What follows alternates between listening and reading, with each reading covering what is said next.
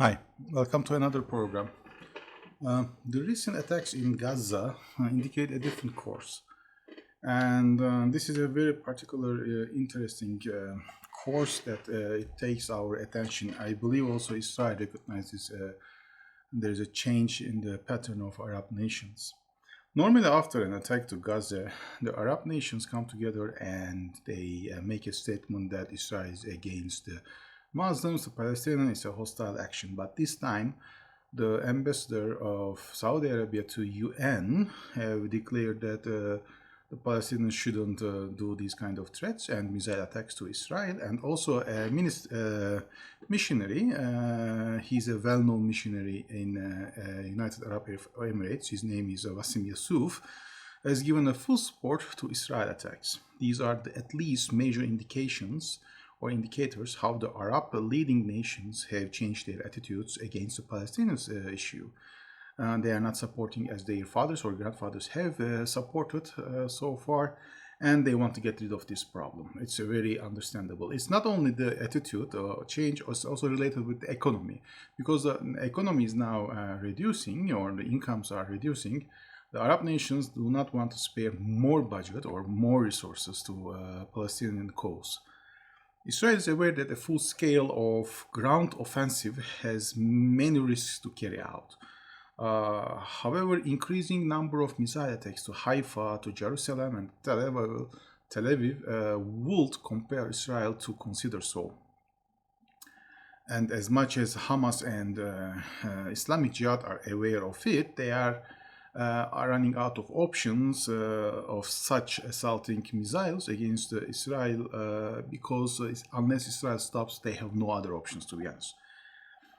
And a military attack or a ground assault is not a solution to Israel. They know they are going to lose a lot. Because the militants are aware of the geography and the logistics in Gaza or around Gaza, but Israel is not, and therefore it's a major hardship for Israel to put a military assault to Gaza. And moreover, the American support against Israel is dropping. According to the Gallup survey done in March 21, the support of the evangelist Christian has dropped from 75 to, I will say, percent to 33%, the young ones who are aged between 29 to 18 years old. If you consider all about the U.S. Support or the public support to Palestinians, it increased from 2001 from 15% around to around, I will say, 25% in 2021. And these are the main indicators that also Israel is aware that they are losing the support, although it's still strong, but they are losing in US.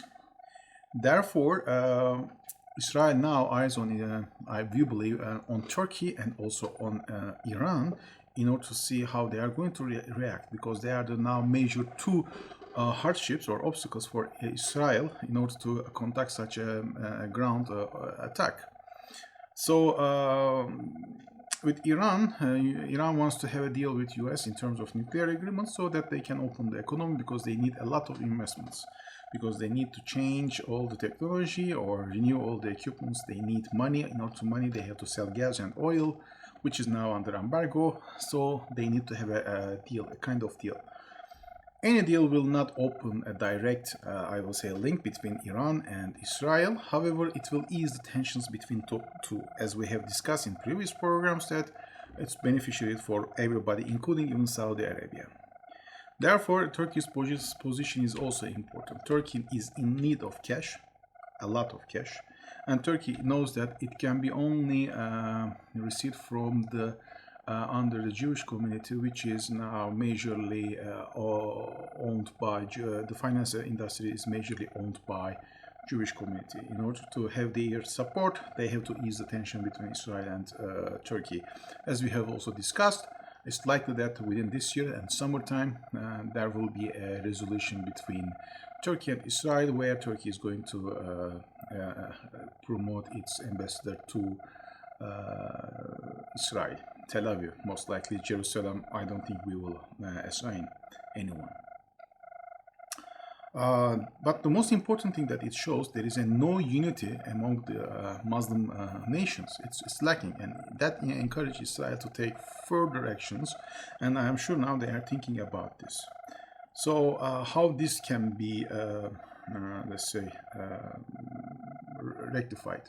The only way it can be rectified is through recovering economy. Whoever wants to be the leading of the Muslim nations has to recover at first the economy. If you look at the major things like Saudi Arabia or Egypt or Iran or Turkey, it doesn't really make any difference between these four. The major problem is the economy. For Saudi Arabia, even though they have the money, they don't have the military and the manpower. Their motto, their basic objective is lacking there. They are not unified. They are still not a state at all.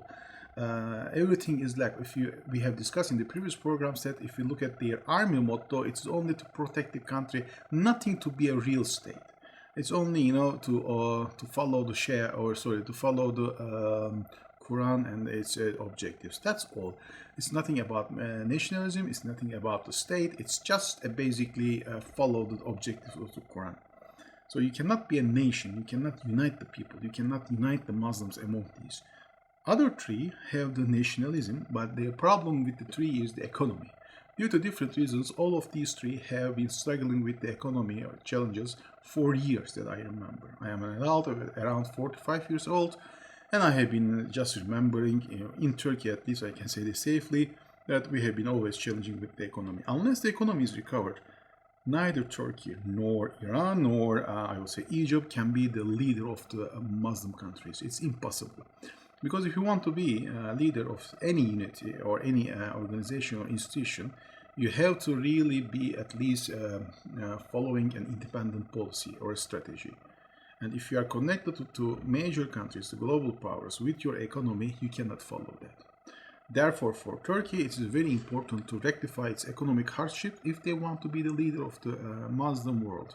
So that if it is going to happen, at least if the economy will recover, Turkey doesn't need to really take a lot of actions about the Palestinians. You will see that any country who wants to help Palestinians, once their economy is rectified, the Palestinian problems, half of it even will be solved indirectly. Because then you will unify the Muslim countries, and then you will be a strong body against Israel, and then Israel will be dictated to take U-turn with its major political activities, and they know it. So one of the objectives for the Israel is not to create any unity among the Muslims. So we will see how it's going to, but the Gaza problem can be solved by the Muslims if we get the unity among them. So if you like this video, please subscribe to our channel and give a thumb up for us so we can still continue with our videos. Have a nice day, and please don't get to be vaccinated. Bye.